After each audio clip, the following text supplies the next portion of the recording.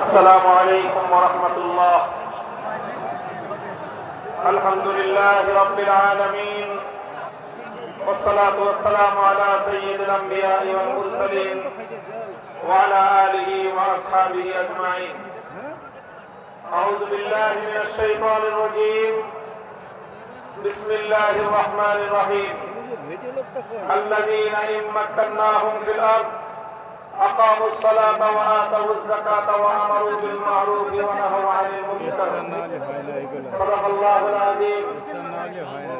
আন্দোলনরত আন্দোলনের উদ্যোগে আয়োজিত খুলনা বিভাগীয় মহাসমাবেশে উপস্থিত সংগ্রামী সভাপতি ইসলামী আন্দোলন বাংলাদেশের মোহতারাম আমির পীর সাহেব চরমনাই হযরত সৈয়দ মুফতি মোহাম্মদ রেজাউল করিম, উপস্থিত সম্মানিত প্রধান অতিথি বাংলাদেশ জামায়াতে ইসলামীর আমির জনাব ডাক্তার শফিকুর রহমান সহ আন্দোলনরত ৮ দলের কেন্দ্রীয় নেতৃবৃন্দ, বিভাগীয় জেলা নেতৃবৃন্দ, সর্বস্তরের খুলনা বিভাগের প্রাণপ্রিয় আমার তৌহিদি জনতা, সর্বস্তরের বাংলাদেশের নাগরিকবৃন্দ, আজ বাংলাদেশের জুলাই অভ্যুত্থান পরবর্তী, জুলাই বিপ্লব পরবর্তী বাংলাদেশে দাঁড়িয়ে এই মধ্যে আমরা স্পষ্ট দেখতে পাচ্ছি বাংলাদেশের মানুষ দুই ভাগে বিভক্ত। একটি ভাগ জনবিচ্ছিন্ন, দেশ বিরোধী, বিদেশি আধিপত্যবাদের এজেন্ডা বাস্তবায়নকারী ভিন্ন দেশের দালাল এবং ভিন্ন দেশের মতবাহী একটি গোষ্ঠী বাংলাদেশে আছে। আরেকটি পক্ষ বাংলাদেশের স্বাধীনতাকামী, বাংলাদেশের দেশ এবং জনগণের অধিকার রক্ষায় তারা তৎপর। এই হল দুই পক্ষ। এই দুই পক্ষকে আরো সংক্ষিপ্ত ভাবে আমি চিহ্নিত করে থাকি বলি, বাংলাদেশ আজ দুই ভাগে বিভক্ত। এক ভাগ ৭২-এর বাকশালপন্থী, আরেক ভাগ ২০২৪-এর বিপ্লবপন্থী। আমরা আমাদের অবস্থান পরিষ্কার করছি। আমরা ২০২৪-এর বিপ্লবপন্থী শক্তি। আমি সকল রাজনৈতিক পক্ষগুলোকে জাতির সামনে যার যার অবস্থান পরিষ্কার করার আহ্বান জানাই। হয় আপনি ২৪-এর জুলাই পন্থী, হয় আপনি ২৪-এর বিপ্লবপন্থী, হয় আপনি বৈষম্য বিরোধী বাংলাদেশের পন্থী, আর না হয় আপনি ৭২-এর বাকশালের দোসর।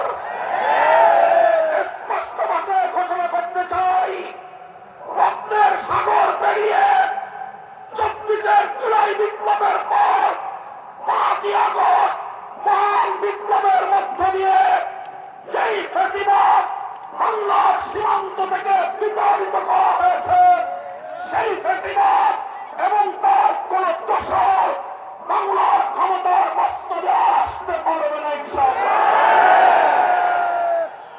সংগ্রামী দেশবাসী, আমরা বলতে চাই, জুলাই সনদ স্বাক্ষরিত হয়েছে।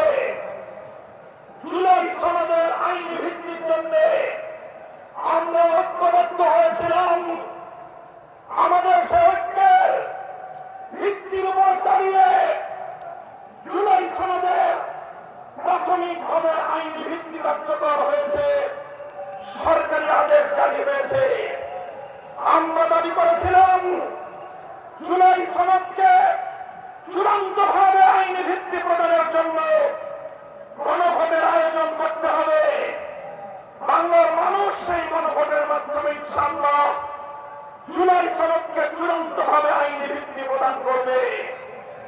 আমরা বলেছিলাম বাংলাদেশের ইতিহাসের এই তাৎপর্যপূর্ণ গণভোট সংসদ নির্বাচনের সঙ্গে প্রতীকের নির্বাচনের সঙ্গে একসাথে তালগোল পাকিয়ে এই গণভোটের মাহাত্ম্য নষ্ট করবেন না। আমরা বলেছিলাম এই জুলাই সনদের গণভোটকে আগামী নাই যারা জুলাই বিপ্লবের বৈষম্য বিরোধী চেতনাকে ধারণ করতে পারে নাই, যারা জুলাই বিপ্লবের ফ্যাসিবাদ বিরোধী সংগ্রামকে ভালোভাবে গ্রহণ করতে পারে নাই, ষড়যন্ত্র করে পদ্মার পেছন থেকে কলকাঠি নাড়িয়ে জুলাই সনদের গণভোটকে একই দিনে বাস্তবায়ন করার জন্য বর্তমান সরকারকে তারা বিভ্রান্ত করেছে, পথভ্রষ্ট করেছে।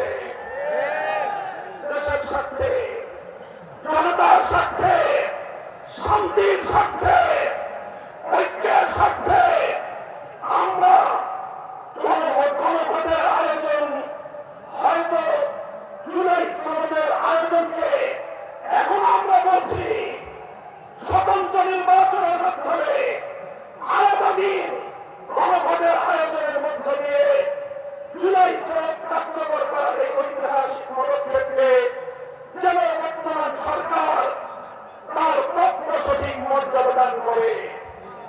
বলতে চাই, যদি এটা করতে ব্যর্থ হন, ইন্টারিম সরকার ইতিহাস আপনাদেরকেও ক্ষমা করবে না। ইতিহাস কাউকে ক্ষমা করে না। মনে রাখবেন, ইতিহাসের দায়ে পরিশোধ করতে পারবেন না, কলঙ্ক নিয়ে বিদায় নিতে হবে।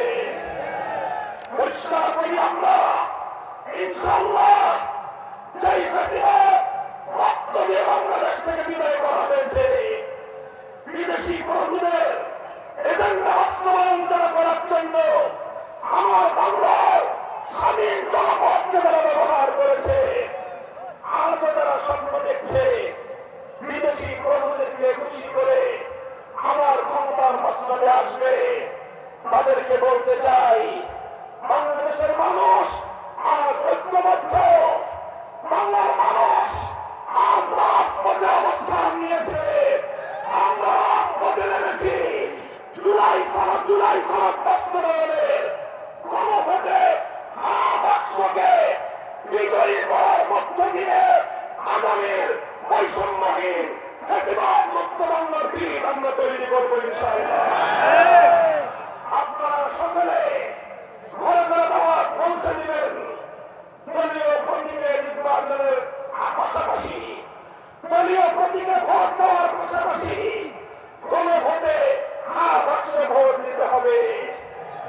যদি কেউ এই গণভোটে ভোটের ক্যাম্পেইন করেন, ধরে নেব আপনারা ফ্যাসিবাদের দোসর। ইনশাআল্লাহ আমরা রাজপথে আছি। লেভেল প্লেইং ফিল্ড যদি তৈরি করতে ব্যর্থ হয় সরকার, নির্বাচন নিয়ে কোন অনিশ্চয়তা দেখা দিলে সরকারকেই তার দায় গ্রহণ করতে হবে। সংগ্রামী সাথী ও বন্ধুগণ, এভাবে রাজপথে যে মহান ঐক্য গড়ে উঠেছে, সে ঐক্যে ৮ দল মহানায় মিলিত হয়েছে। ইনশাআল্লাহ জুলাইপন্থী প্রতিটি রাজনৈতিক পক্ষকে দেশকে ভালোবাসতে হলে, আগামী দিনে জুলাই বিপ্লবের চেতনা বাস্তবায়ন করতে হলে ৮ দলের এই মহানায় মিলিত হওয়া ছাড়া বিকল্প কোনো পথ নাই। বক্তব্য শেষ করব। শেষ প্রান্তে দাঁড়িয়ে বাংলাদেশের মানুষের অধিকার আদায়ের আধিপত্যবাদ বিরোধী আন্দোলনের অভিসম্পাদিত নেত্রী বেগম খালেদা জিয়ার জন্য আমি দোয়া করছি, সকলকে আহ্বান জানাচ্ছি।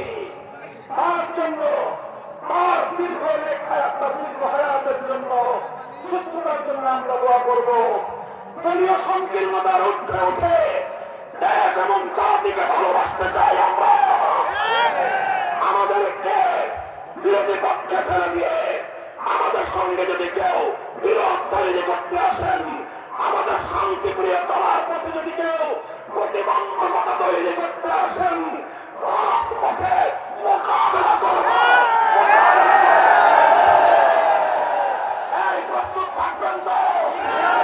জীবন দিতে হলে জীবন দেব, রক্ত দিতে হলে রক্ত দেব।